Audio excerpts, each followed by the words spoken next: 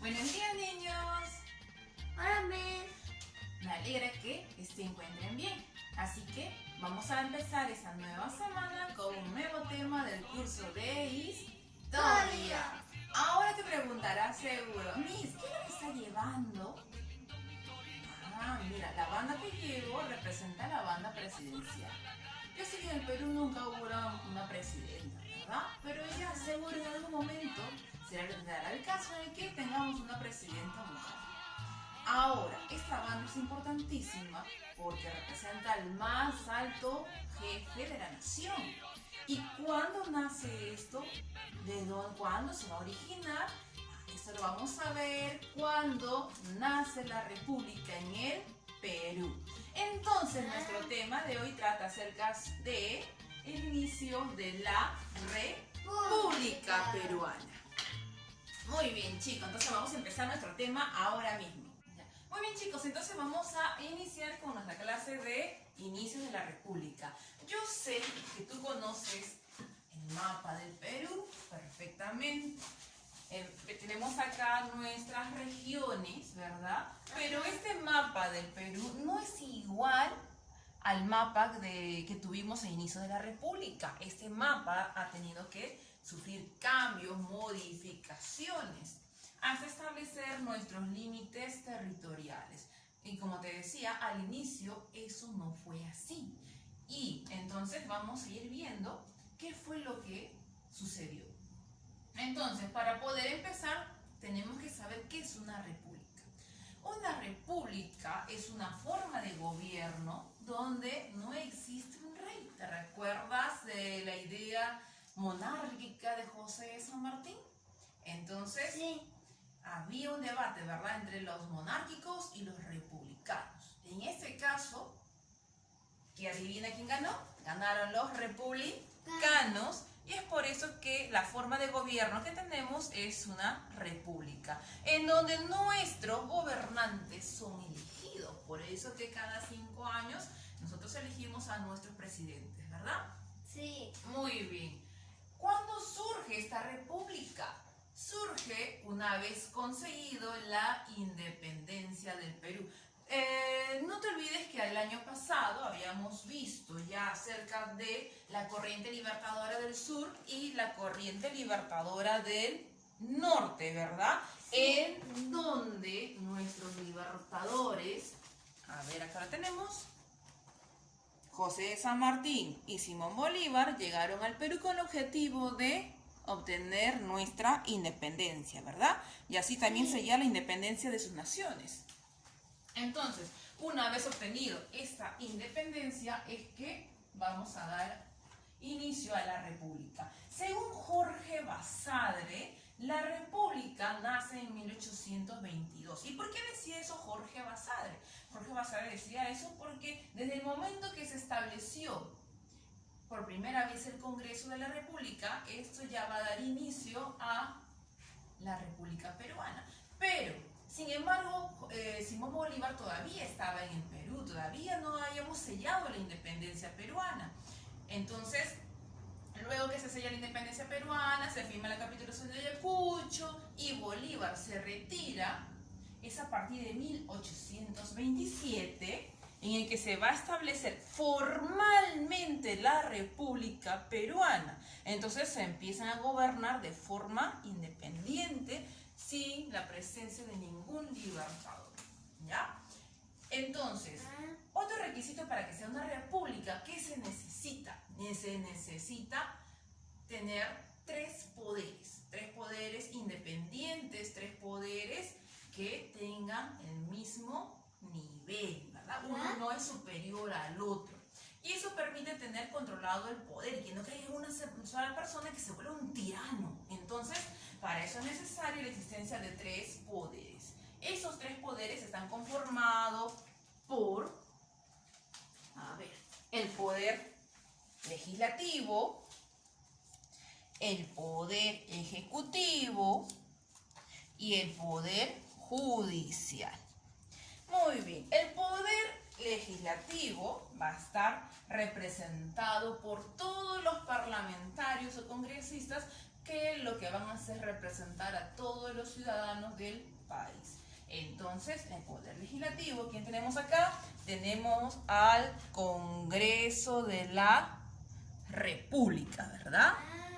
Este es el Congreso de la República y aquí están los escaños de todos los congresistas o parlamentarios que representan a cada uno de los ciudadanos y ellos fueron elegidos por las personas que viven en este país. Tenemos el Poder Ejecutivo, ¿representado por quién? Por el presidente. Y este es el Palacio de Gobierno, desde el lugar donde el presidente va a iniciar su gobierno, ¿verdad? Y también tenemos el Poder Judicial. Entonces, en el Poder Judicial, acá tenemos el Palacio de Justicia, ¿no es cierto? Entonces, acá tenemos el Palacio de Justicia y aquí van a trabajar los jueces, ¿verdad? Tratando de impartir justicia a los ciudadanos peruanos, ¿verdad? A ver, ¿y de qué otra forma podemos reconocer a nuestras autoridades? Cada uno tiene, así como el presidente tiene una banda presidencial, entonces a través del uso de esta banda yo sé que él es el presidente. ¿Representante de qué poder? ¿Del poder?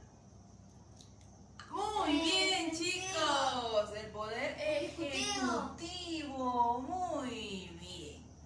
Ahora, si es un parlamentario, ¿cómo lo voy a identificar?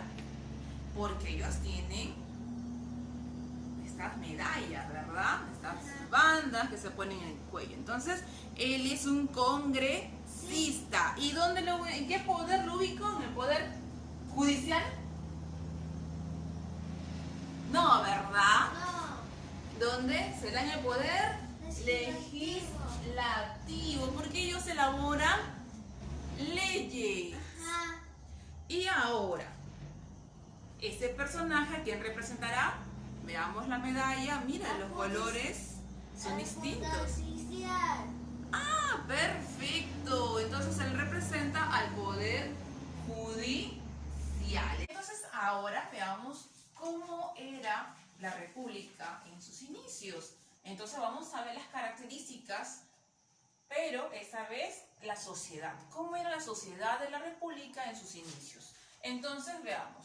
Era clasista, racista y aún seguía siendo esclavista. ¿Qué quiere decir? Que todavía no había cambiado, se mantenía tal y como era la sociedad durante el tiempo del virreinato. La única diferencia era que muchos españoles se habían retirado y esta vez quienes pertenecen a la élite peruana son los criollos, ¿no? Los que tienen más poder.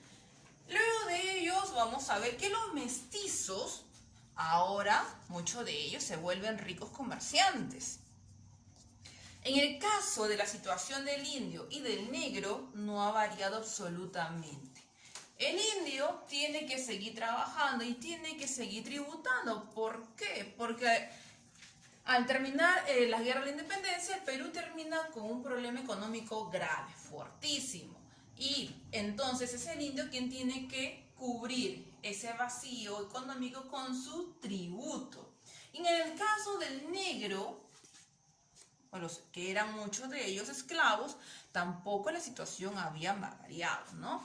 Recuerda que durante el gobierno, el protectorado de José de San Martín, él había entregado la libertad de algunos esclavos, pero a través de la ley de libertad de vientre. ¿Y qué quiere decir eso? Que a partir del 28 de julio de 1821, solamente aquellos que nacían, a partir de ese momento, nacían libres, mientras que sus padres se mantenían siendo esclavos. Entonces vamos a ver algunos tipos de negros que son uno de ellos esclavos y otros van a ser libertos. Y también no solamente a través de la libertad de vientre dada por José San Martín, también podían obtener su libertad a través de el pago que ellos mismos podían realizar para obtener su propia libertad. Entonces tenían que realizar muchos de ellos trabajos adicionales como vendedores, comerciantes, ¿no? Ambulantes, para poder obtener el dinero y para poder obtener su libertad. Entonces tenemos acá al negro esclavo y al negro liberto. La población peruana en aquella época tampoco no era mucho, a diferencia de estos tiempos. Actualmente el último censo dio que en el Perú éramos aproximadamente 33 millones de habitantes. Es Pero en 32 millones. 32. Para el 2024 serán 33 millones. Ah, qué buen dato, muy bien. Entonces, la población peruana en ese momento era solamente de 1.000.000 o más de 1.000.000, ¿no? 1.516.693 habitantes hasta ese momento. O sea, no eran muchos en comparación con nuestras fechas, ¿no? Ahora, vamos a ver la característica, ya hemos visto la sociedad, no ha variado mucho. Las características políticas. En este caso, recuerda que ya no hay virrey. En este momento tampoco tenemos los libertadores. Entonces, el poder va a recaer en los propios peruanos. Pero lamentablemente, los civiles, la gran burguesía, habían fracasado en su intento de gobernar. Entonces, ¿quiénes toman el poder? Van a tomar los militares.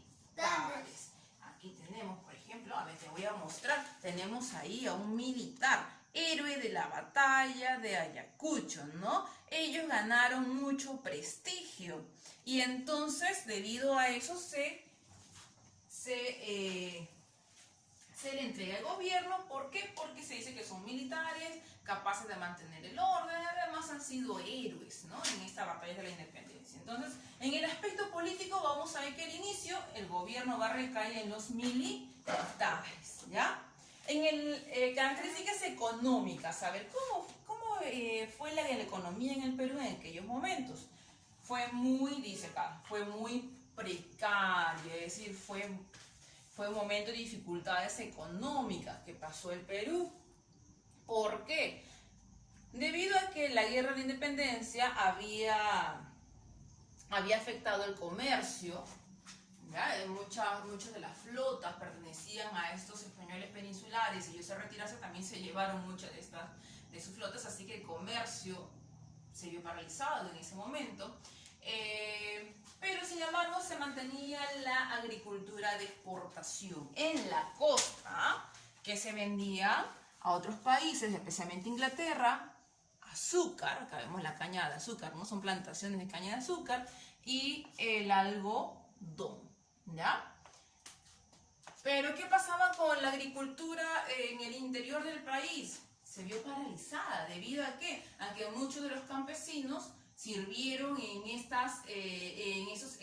fueron parte del ejército libertador y dejaron abandonados los campos. Pero sin embargo, se pudo mantener las grandes haciendas, ¿no? Costeras, como te decía. La venta de minerales, especialmente la plata, todavía se mantuvo. No en grandes cantidades como se daba en un inicio, pero todavía podemos realizar la venta, especialmente, como te dije, de la plata. Ahora, obtener nuestra libertad nos ha costado muchísimo. Entonces, para comprar los armamentos, para comprar alimentos, uniformes y demás objetos propios de la guerra, entonces se tuvo que prestar dinero, tanto por San Martín, tanto por Bolívar, y entonces, ¿a quién le pedimos prestado? Le pedimos prestado a los propios peruanos. Fue un préstamo obligatorio, aunque decían que era voluntario, pero en realidad fue obligatorio. Y además, como no alcanzaba, tuvieron que pedir prestado a un país importantísimo. ¡Uy! Estaba de cabeza. ¿A quién? ¿A quién fue? A Reino Unido. Ajá. En este Muy caso bien. con la bandera antigua. Ya. Entonces, vamos a colocarlo así. A Inglaterra para cubrir los gastos de guerra. Pero al final nos volvimos dependientes del capital inglés. Tanto así que los ingleses incluso traían su comercio de textilería, que afectó a los productores de lana del Perú, ¿ya? Entonces, todo eso pasó a inicios de la República. Nos volvimos dependientes ¿de quién? De los ingleses, ¿no? De los ingleses. Muy bien. Ahora, vamos a ver que también el territorio, ¿te acuerdas que también mencioné el territorio peruano? El territorio peruano a inicios era muy distinto al territorio peruano como tú lo conoces. ¿Cómo era el inicio? Vamos a ver. Primero se tuvieron que establecer las fronteras. Para establecer las fronteras se van a realizar de dos formas, ¿ya?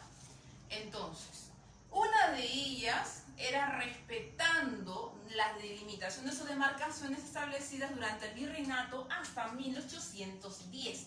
¿Qué quiere decir eso? Quiere decir de que a partir de 1810 empiezan los movimientos libertadores, tanto del norte, tanto del sur. Entonces, a partir de 1810, 11, 12, no voy a tomar en cuenta. Solamente hasta 1810, ¿ya? Entonces, para eso vamos a ver dos formas de delimitar las fronteras. El uti possidetis, que quiere decir como poseen, así posean. Es decir, como estaba demarcado durante el tiempo del virreinato hasta 1810, así será tu territorio. Entonces, el territorio peruano era todo esto, de acuerdo a las delimitaciones del virreinato hasta 1810. ¿Ya? Acá vemos, territorios ganados por uti possidetis en el caso del Perú son los territorios rojos, ¿no? El Perú reclamaba, durante el virreinato hasta 1810, estos eran mis territorios, por lo tanto me pertenecen. Tanto Guayaquil, tanto Maynas, tanto el Alto Perú, actualmente Bolivia, y tanto Puno. Entonces, todo eso es mío, decía Perú. Pero también había otra forma de delimitar. Era respetando la voluntad del pueblo. Entonces, habían poblaciones que no se sentían identificadas con el territorio peruano, entonces se decidieron apartarse. A eso le vamos a llamar la libre determinación de los pueblos. ¿Qué quiere decir? Que el pueblo decide y la voluntad del pueblo se respeta. A ver, vamos a ver este mapa, ¿ya? Aquí vemos rojo, territorio ganado por libre determinación. ¿Qué quiere decir esto? Que esta zona de Jaén era parte de la Gran Colombia, pero ellos decidieron regresar al Perú. Entonces, ahora es parte del territorio peruano, ¿no? Porque el pueblo lo decidió. ¿Qué pasó en el caso de Guayaquil? Recuerda que era parte del virreinato peruano, pero la población de Guayaquil dijeron, no queremos ser parte del Perú, nos vamos con la Gran Colombia. Y entonces se retiraron, se fueron. Y lo mismo pasó con el Alto Perú. Actualmente Bolivia también se va a retirar y finalmente se van a independizar, ¿ya? Entonces, esto va a originar la creación del nuevo país llamado Bolivia. Entonces, Bolivia se crea el 6 de agosto de 1825. Recuerdo que por libre determinación. Esta obra va a ser impulsada por ¿quién? Por el general Antonio José de Sucre, mano derecha de Bolívar, ¿verdad? ¿Y dónde se aprueba esto? Va a ser aprobado en el Congreso de Chuquisaca. Y es así como se crea el país de Bolivia. Tú ya de repente ya estás deduciendo, Bolivia, ¿por qué se llama Bolivia? ¿Bolivia por San Martín? No creo, ¿verdad? ¿Bolivia por Sucre? No. Tampoco, ¿verdad? ¿Bolivia por Bolívar? Sí.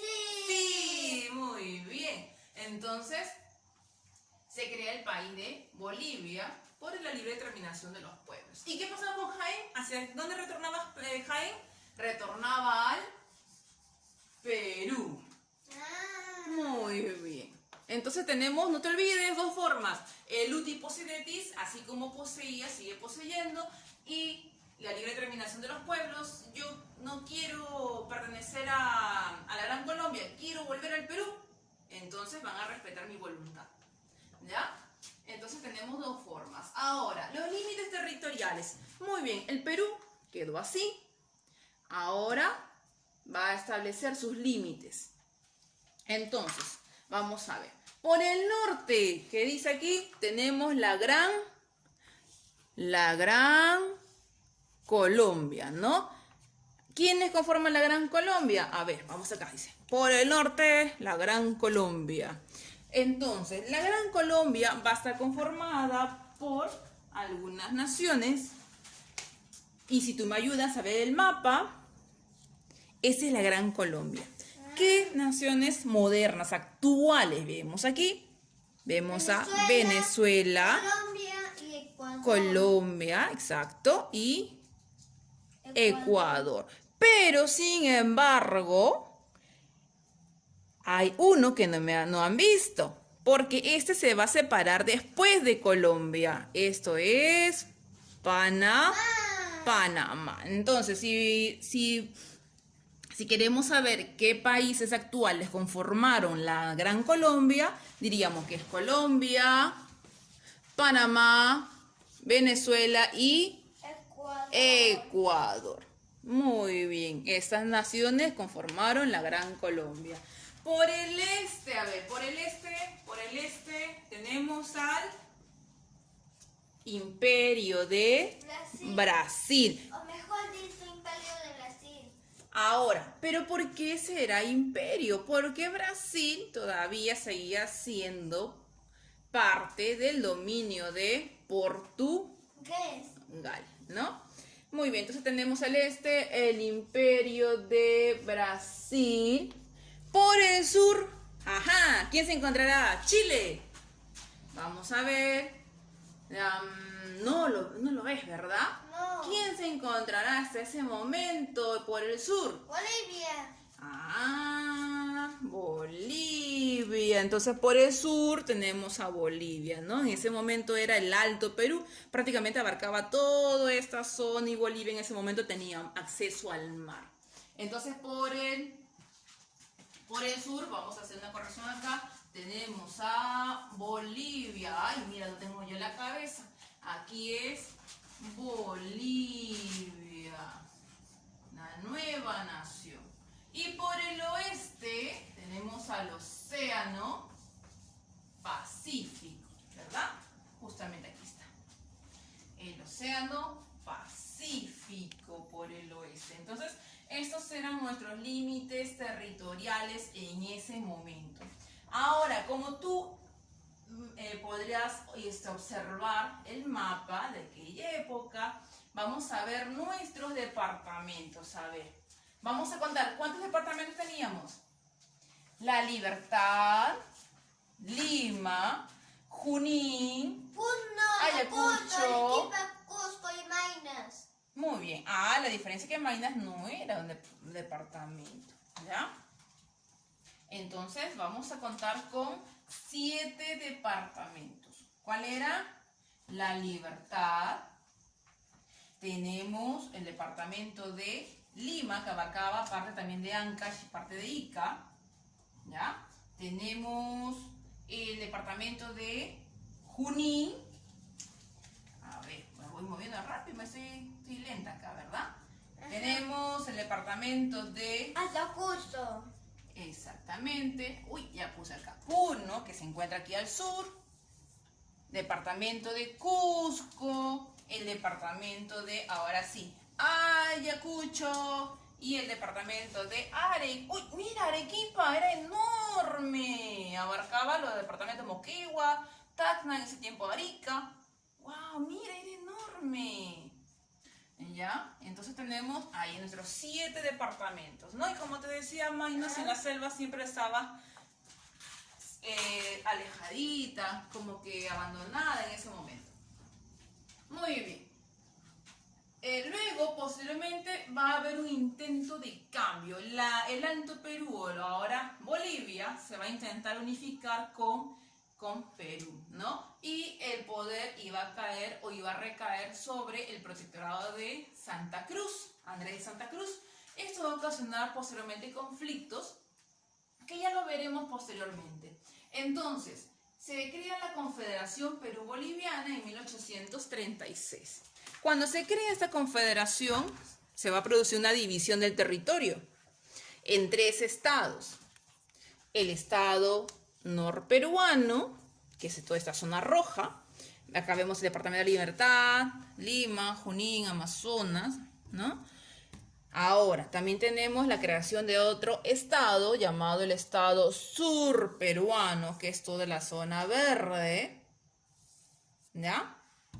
Y tenemos un tercer estado llamado el estado boliviano, ¿no? Entonces, esto era un intento de formar una confederación, ¿no? Que al final no resultó. Muy bien, chicos, entonces esta es la forma de cómo ha ido cambiando la frontera de nuestro territorio. Muy bien, no olvidemos, ¿ah? Tenemos un ¿sabías qué? En nuestro ¿sabías qué? Vamos a hablar sobre Hipólito Unanue. Él es Hipólito Unanue, precursor peruano. ¿Por qué es importante en ese periodo? Porque él va a ser, cuando llegaron los libertadores, ministro de Hacienda, también ministro de Relaciones Exteriores, en el caso de Bolívar, y también llega a ser presidente del primer Congreso, y también llega a ser presidente del Consejo de Ministros, ¿ya? En tiempo de Bolívar. Muy bien, chicos, entonces hasta ahí hemos llegado con nuestra clase. Nos vemos la siguiente semana. No te olvides que las tareas te dejo aquí abajo en las descripciones. Nos vemos, chicos. Adiós, Miss. Adiós.